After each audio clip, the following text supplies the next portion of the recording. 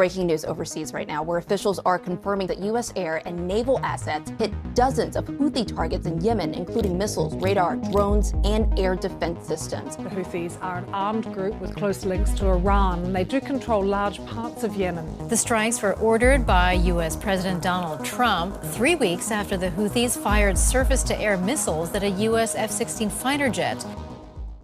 In the Middle East, I've restored my policy of maximum pressure on Iran designed to bring peace.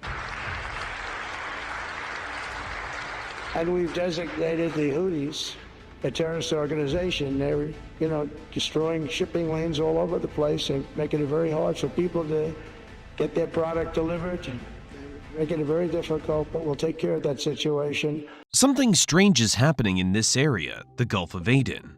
This key trade route that was once the heart of global shipping is now a literal war zone. U.S. Navy destroyers fend off attacks almost daily, just to protect the global economy. The Iranian-backed Houthis have for months now attacked every ship that passes through this Gulf.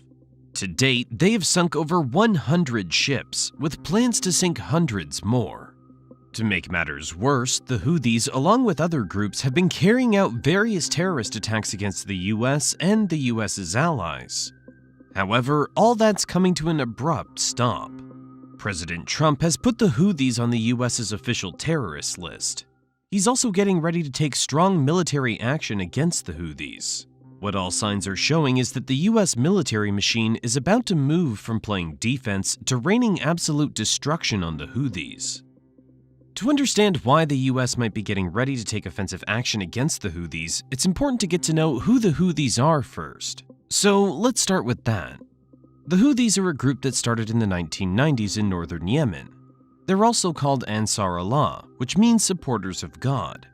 The group's name comes from their founding leader, Hussein Badreddin al-Houthi, who was a member of an important family in the region. The Houthis began in a place called the Sada province, which is close to the border with Saudi Arabia. This area is mainly home to people who follow Zaidi Shia Islam, which is a branch of Shia Islam. The Zaidis make up about 35 to 40% of Yemen's population. Originally, the Houthis were more of a religious group, but over time, they became a political and military force. They changed their stance because they believed the Yemeni government was corrupt. They felt it wasn't treating their community fairly. In the early 2000s, things started heating up between the Yemeni government and the Houthis. The government, led by President Ali Abdullah Saleh at the time, saw the Houthis as a threat. This led to a series of conflicts known as the Sada Wars, which went on from 2004 to 2010. Despite several attempts to stop the Houthis, the government couldn't defeat them. These years were marked by violence and struggle. This pushed the Houthis to become more determined and to grow their military strength. A big moment for the Houthis came in 2011 during the Arab Spring. This was a time when many countries in the Middle East and North Africa saw protests and uprising, all calling for more democracy. Yemen was part of this wave of change. The protests in Yemen led to President Saleh being forced out after ruling for more than 30 years. This created a period of chaos and political instability, which the Houthis took full advantage of. In 2014, they made a significant move by taking control of Yemen's capital, Sana'a. They did this partly by forming an unexpected alliance. They teamed up with forces loyal to the ousted President Saleh, even though they had been enemies before. Interesting, right? Taking over Sana'a was a huge step and drew a lot of attention from around the world. After taking the capital, the Houthis moved south. This led Saudi Arabia to form a military coalition and intervene in 2015. The goal of this intervention was to restore the government of President Abdrabbuh Mansur Hadi, who was internationally recognized. You might be asking yourself why Saudi Arabia seemed so invested in the Houthis. Well, the answer to this tracks back to Iran. The rivalry between Iran, a Shia-majority Persian state, and Saudi Arabia, a Sunni Arab powerhouse and guardian of Islam's two holiest cities, Mecca and Medina, has been a key driver of these tensions. Saudi Arabia has always been deeply concerned about Iran's ambitions. This has included its nuclear program and its support for militant groups across the Middle East. That's why Saudi Arabia has, for the past decade, led a military coalition in Yemen to counter the Iranian-backed Houthis. viewing their rise as a direct threat to Gulf stability and Sunni dominance in the region. Don't be fooled though, the Houthis aren't just a political group. They've built a strong military presence over the years. By all means, they're a full army. They've developed a variety of advanced weapons, including ballistic missiles and drones. These weapons have allowed them to sustain a long conflict against the coalition led by Saudi Arabia. As I mentioned before, they also get a lot of backing from Iran, which keeps them with the latest and greatest in military warfare. Naturally, despite the evidence, Iran denies any connection to the Houthis. The Houthis are known for their guerrilla warfare tactics. This means they use their knowledge of the tough mountainous terrain in northern Yemen to their advantage. They often use hit-and-run tactics. They also set ambushes and use improvised explosive devices to target their enemies. The Houthis use traditional tactics, but they also rely on asymmetrical warfare. This includes missile and drone attacks on Saudi Arabia and shipping routes in the Red Sea. We'll be diving into these sea attacks very soon. Trust me, you'll want to hear about them. This terrorist group claims to defend Yemen's sovereignty from foreign intervention. They argue that their fight is against corruption and outside control. This message has found support among many Yemenis who are tired of the conflict and the humanitarian crisis that comes with it. However, not everyone sees the Houthis in a positive light. Critics say the Houthis have made the conflict worse and caused more suffering for the Yemeni people. Given the wrath that they've brought upon the people, it's hard to argue against this point. Due to their actions, the humanitarian situation in Yemen is very serious. Over half of the country's population, about 18.5 million people, need humanitarian aid.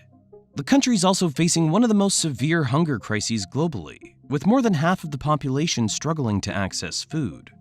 Millions of people across the nation are facing hunger, displacement, and lack of basic services like clean water and healthcare. The conflict has caused widespread damage, and the Houthis' control over key areas has made it harder for humanitarian aid to reach those in need. Despite calls for peace and a ceasefire from the international community, the fighting continues, with no end in sight. Alright, with the historical base set, let's dive into what's been happening lately with the Houthis, and why it's causing such a stir on the global stage. To understand their actions and why the US is committed to fighting them, we must first understand Yemen's geographic positioning. This will be a short lesson on strategic positioning.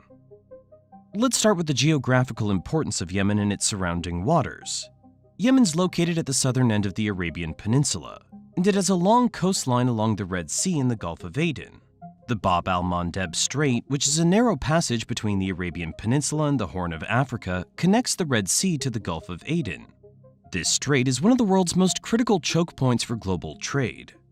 Think of the Bab al-Mandeb Strait as a narrow bridge that thousands of trucks use every day to deliver goods. If this bridge were blocked or disrupted, it would cause a massive traffic jam and delay the delivery of those goods.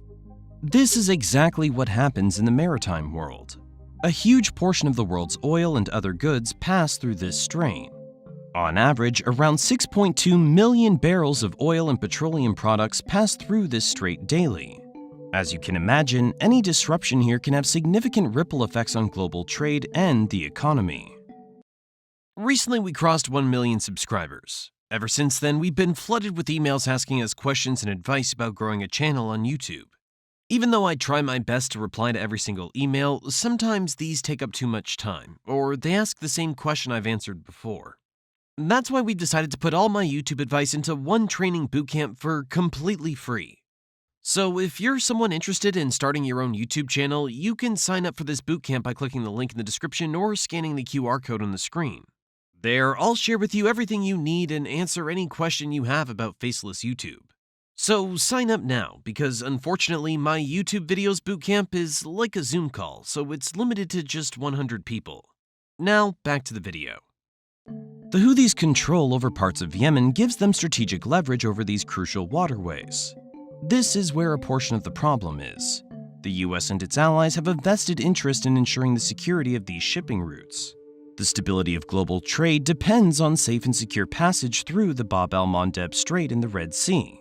Disruptions here can lead to increased shipping costs, higher prices for goods, and potential shortages. For the US, securing these waterways protects its economy. It also helps keep the global economy stable. We'll come back to this soon. For now, let's talk about the wider regional significance.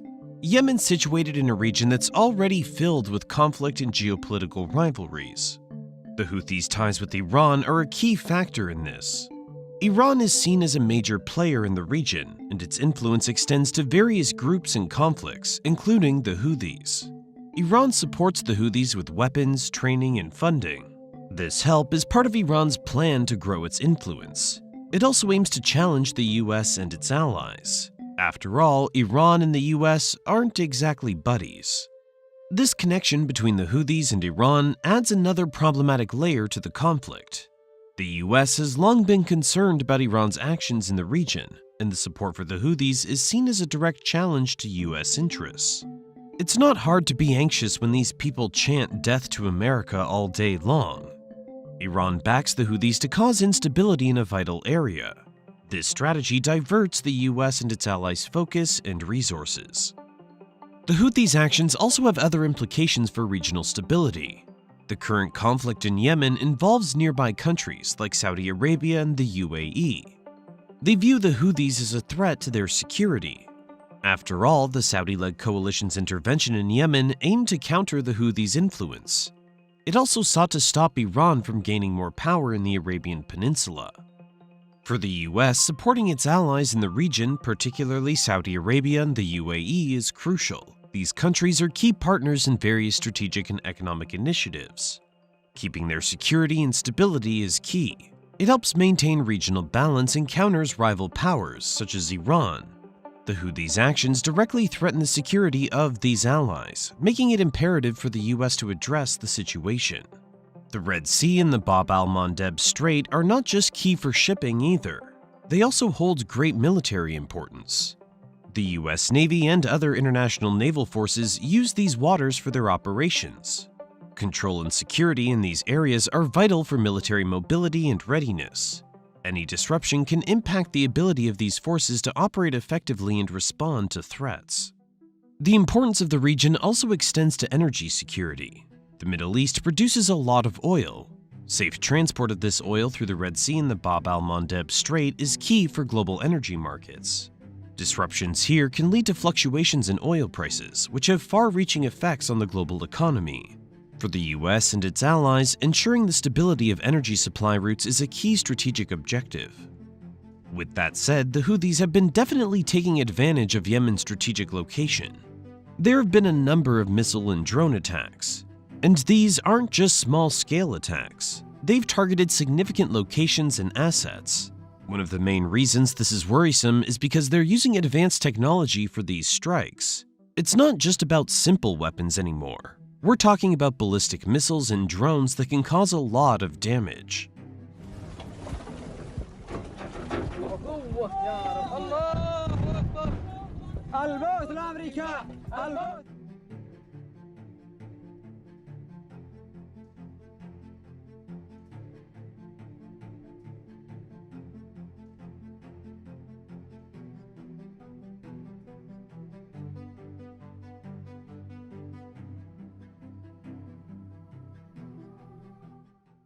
The Houthis have been targeting ships in the Red Sea and the Bab al-Mandeb Strait, and this has caused a lot of trouble.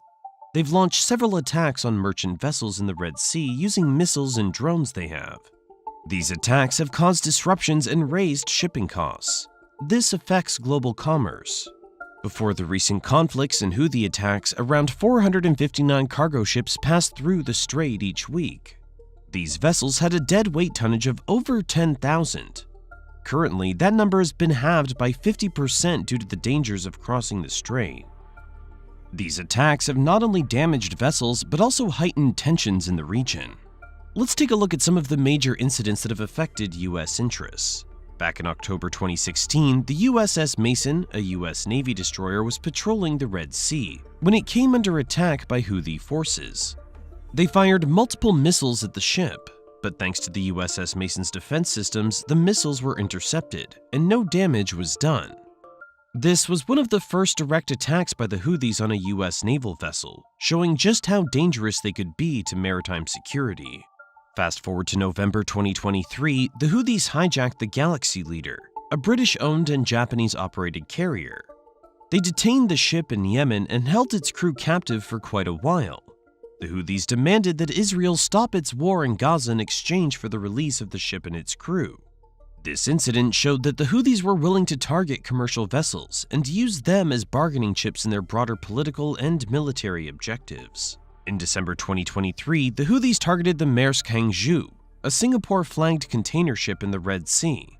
They used multiple small boats armed with explosives and missiles. The U.S. Navy quickly responded to the vessel's distress call. Helicopters from the USS Eisenhower and USS Gravely engaged the Houthi boats, sinking 3 of them and killing several fighters. The Maersk Hangzhou sustained minor damage, but the swift action by the U.S. Navy prevented a more severe outcome.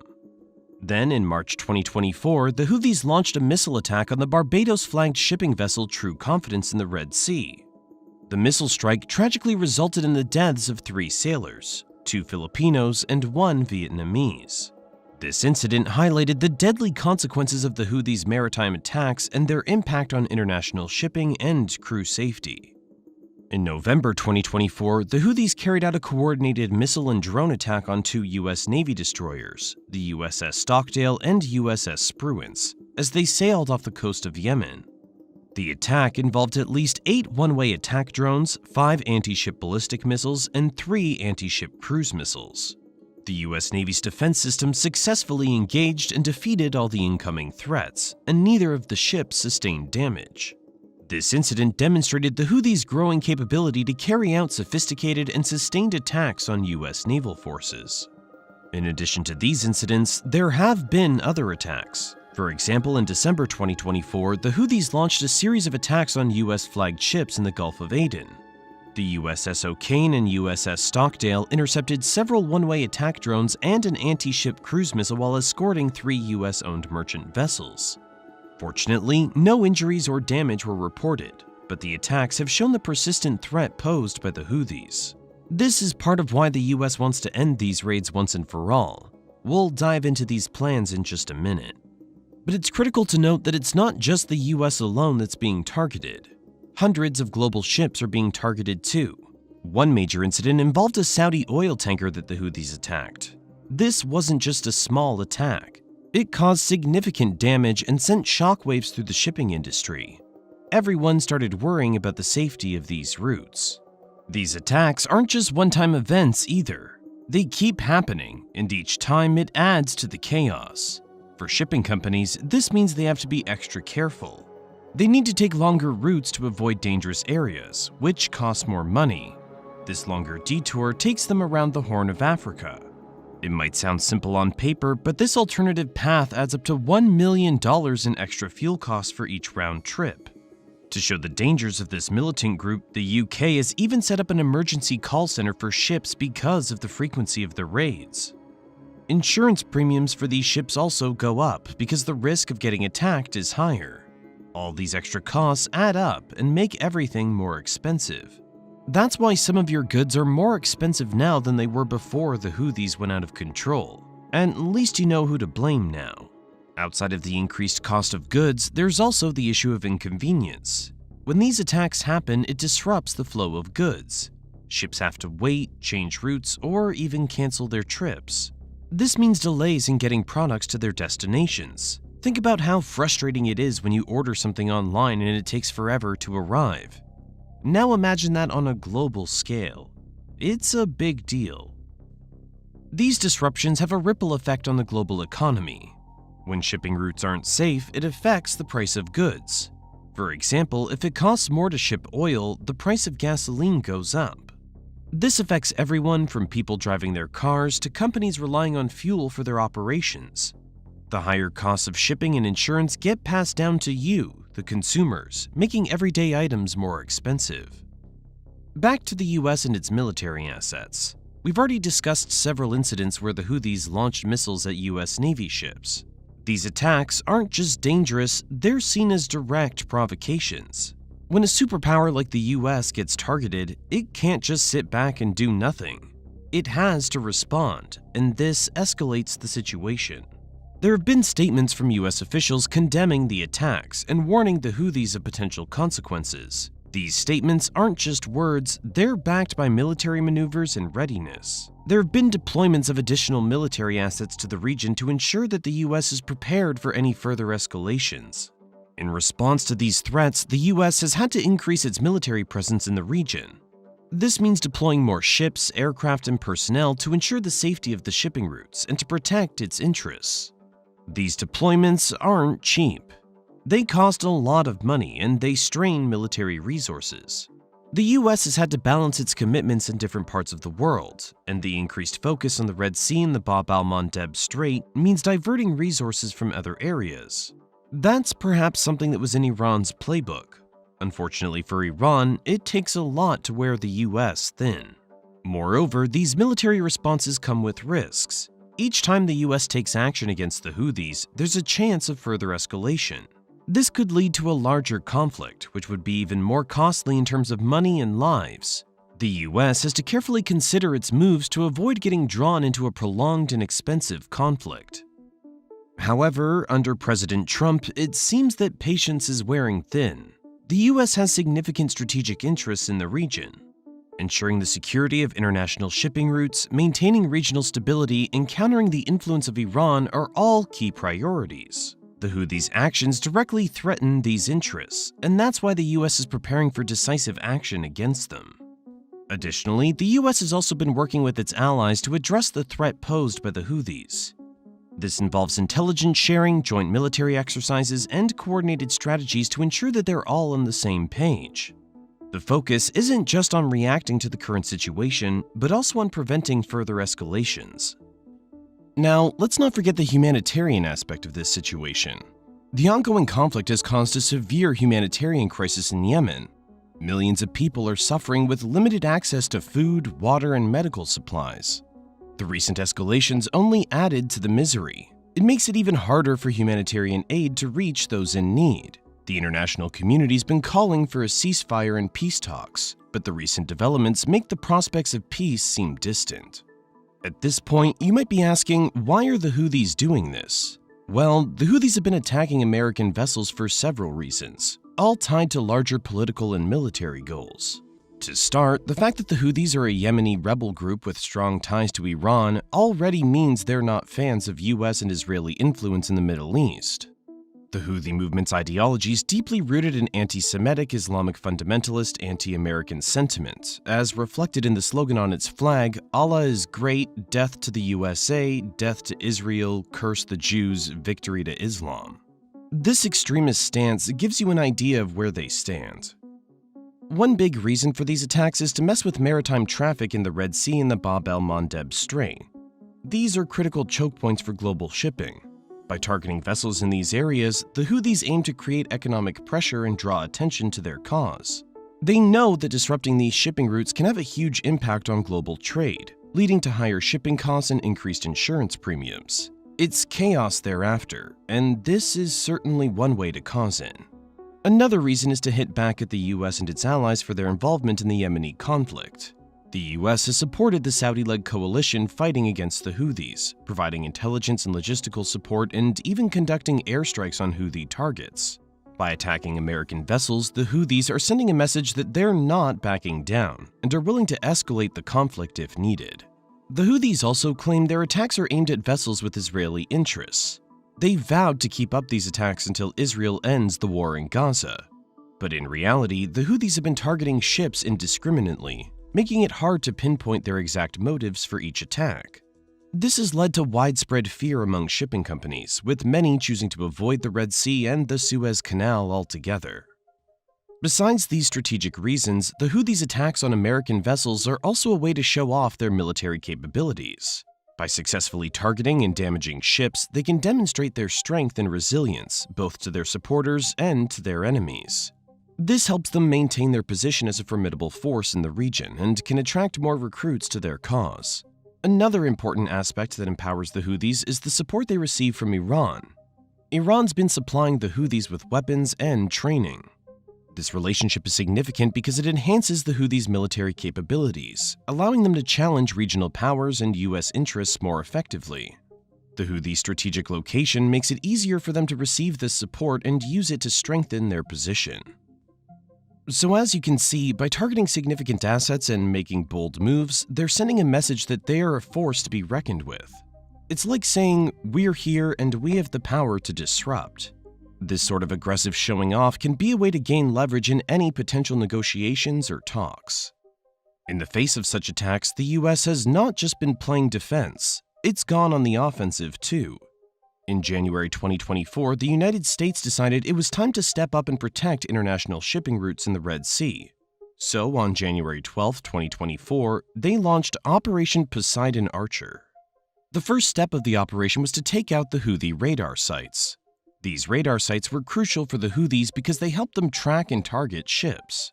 The USS Carney, a US Navy guided missile destroyer, was at the forefront of this mission. It launched Tomahawk missiles aimed at these radar sites and other Houthi military installations. The coalition forces, including the United Kingdom and other allies, carried out a series of air and missile strikes over several days. The strikes targeted a variety of Houthi assets. They hit weapons depots where the Houthis stored their ammunition and missiles. They also targeted missile launch sites, air defense radars, and command and control nodes. The goal was to cripple the Houthis' ability to launch attacks on ships in the Red Sea. The operation was intense, and the Houthis didn't back down easily. They managed to shoot down 5 MQ-9 Reaper drones that the US was using for surveillance and targeting. Despite these losses, the coalition forces dealt a significant blow to the Houthis, killing over 56 fighters. The operation was considered a success because it reduced the immediate threat to shipping in the Red Sea. However, it also showed just how resilient and determined the Houthi forces were. The US and its allies knew the fight was far from over. By October 2024, the Houthis had stepped up their game. They were launching a series of complex attacks on US Navy ships in the Red Sea, using a mix of cruise missiles and drones. This posed a significant threat to both military and commercial shipping, and the US had to respond. So in response, on October 4, 2024, the US military launched another series of strikes, targeting over a dozen Houthi sites. This time, the strikes involved both aircraft and warships.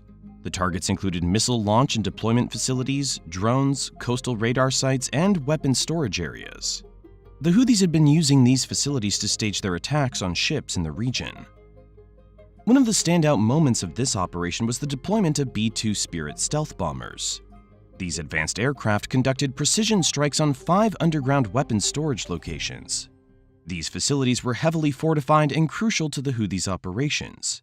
That didn't mean much in the face of American B-2 bombers who devastated the bunkers. The strikes demonstrated the US's ability to target and destroy even the most well-protected facilities. Moving into 2025, the conflict has shown no signs of slowing down. The US remains actively engaged in military actions against the Houthi rebels. On January 8, 2025, the US Central Command launched strikes on 2 underground advanced conventional weapons storage facilities in Yemen. The US Navy faced near-daily attacks from the Houthis, turning it into one of the most intense running sea battles the Navy had faced since World War II. The Houthis have been using a combination of missiles and drones to target US Navy ships and other vessels in the Red Sea. The US's actions have been driven by the need to protect freedom of navigation and maintain stability in the region. The Red Sea and the Bab el-Mandeb Strait are too important to global trade for the US to ignore the threat posed by the Houthis. The US is still not done. As we speak, plans are being made to crush the Houthi once and for all. Especially now with President Trump applying maximum pressure on hostile Middle Eastern nations and terrorist groups, there's no escape. The Pentagon has put together detailed plans for future attacks on the Houthi rebels in Yemen. These plans are part of ongoing efforts to weaken the Houthis' capabilities and ensure the safety of international waters and the smooth flow of trade through the region. The United States has a range of actions it could take against the Houthis, and these actions can be broadly categorized into military strategies and political and diplomatic moves. When it comes to military strategies, the US has a history of interventions that can provide some insight into what might be on the table. One possible strategy is the use of targeted airstrikes. The US has employed this tactic in various conflicts, such as in Iraq and Syria, where precision strikes were used to eliminate key targets and weaken the enemy's capabilities. This approach minimizes the risk to US ground forces while delivering a significant blow to the adversary. The US is guaranteed to use these targeted strikes soon against the Houthis. The exact timing of these future strikes isn't publicly disclosed for security reasons. However, the U.S. Central Command has been actively engaged in operations against the Houthis, as shown by recent strikes on January 8, 2025, targeting 2 underground weapon storage facilities in Yemen. These strikes are part of a broader strategy to weaken the Houthis' ability to launch attacks on U.S. Navy ships and other vessels in the Red Sea. The plans include targeting missile and drone bases, as well as facilities where the Houthis keep fast boats used to attack ships. These fast boats have been a significant threat because the Houthis have used them to try to board and take control of ships, such as the Maersk container vessel. The U.S. military aims to neutralize these threats by hitting the Houthis' key offensive positions. Another potential military strategy is the development of special operations forces. These highly trained units can conduct covert missions to gather intelligence, disrupt enemy operations, and carry out targeted strikes. The U.S. has a long history of using special operations forces in conflicts around the world, from the raid that killed Osama bin Laden in Pakistan to operations against ISIS in the Middle East. This approach allows the U.S. to maintain a low profile while achieving strategic objectives. In addition to airstrikes and special operations, the U.S. could also consider a more extensive military intervention involving the deployment of ground troops. This strategy has been used in conflicts such as the Gulf War and the invasion of Afghanistan. While this approach carries a higher risk and requires a significant commitment of resources, it can be effective in achieving long-term stability and defeating a determined adversary. However, given the complexities of the conflict in Yemen and the potential for a long, drawn-out engagement, the U.S. may be hesitant to commit ground forces. Another military strategy that could be employed is the use of naval power to enforce blockades and restrict the movement of Houthi forces and supplies. The U.S. Navy has a strong presence in the region, and its capabilities could be leveraged to cut off the Houthis' access to weapons and other resources. This approach has been used in the past to enforce sanctions and limit the capabilities of adversaries, such as during the Cuban Missile Crisis and the blockade of Iraq in the 1990s. Moving on to political and diplomatic moves, the U.S. has several options to consider. One key approach is to strengthen alliances with regional partners. The U.S. has long-standing relationships with countries such as Saudi Arabia and the United Arab Emirates, both of which are involved in the conflict in Yemen. By working closely with these allies, the U.S. can coordinate efforts to pressure the Houthis and support the Yemeni government. This could involve providing military aid, intelligence sharing, and logistical support to coalition forces. Another diplomatic move is to engage in direct negotiations with the Houthis. While this may seem counterintuitive, diplomacy can sometimes achieve what military force cannot. The U.S. has a history of negotiating with enemies, such as the nuclear deal with Iran and peace talks with the Taliban. By opening a dialogue with the Houthis, the U.S. could potentially broker a ceasefire or peace agreement that addresses the underlying issues driving the conflict. This approach would require careful diplomacy and a willingness to make concessions, but it could ultimately lead to a more sustainable resolution. In addition to direct negotiations, the U.S. could also work through international organizations such as the United Nations to build a coalition of support for a diplomatic solution. The UN's been involved in efforts to mediate the conflict in Yemen, and the U.S. could leverage its influence to push for a more robust international response. This could involve securing resolutions that condemn Houthi actions, impose sanctions, and call for a ceasefire. By working through the UN, the U.S. can build a broader base of support and increase pressure on the Houthis to come to the negotiating table. Another political strategy is to target the Houthis' financial networks. The U.S. has extensive experience in using economic sanctions to pressure adversaries, such as the sanctions imposed on Iran and North Korea. By identifying and targeting the financial networks that support the Houthis, the U.S. can cut off their access to funds and resources. This approach can be highly effective in weakening the adversary's capabilities without resorting to military force. It requires close cooperation with international partners and financial institutions to track and disrupt the flow of money. The U.S. could also use public diplomacy to shape international opinion and build support for its actions. This involves using media and communication channels to highlight the Houthis' actions and the impact of the conflict on civilians. By raising awareness and generating public support, the U.S. can build a coalition of countries willing to take action against the Houthis. This approach has been used in the past to build support for interventions, such as the campaign to build international support for the Gulf War. Finally, the U.S. could consider providing humanitarian aid to alleviate the suffering of civilians affected by the conflict. This can help to build goodwill and support among the Yemeni population and demonstrate the U.S.'s commitment to a peaceful resolution. Humanitarian aid can also be used as a tool to pressure the Houthis by linking aid to compliance with ceasefires and peace agreements. This approach requires close coordination with international aid organizations and a commitment to ensuring that aid reaches those in need.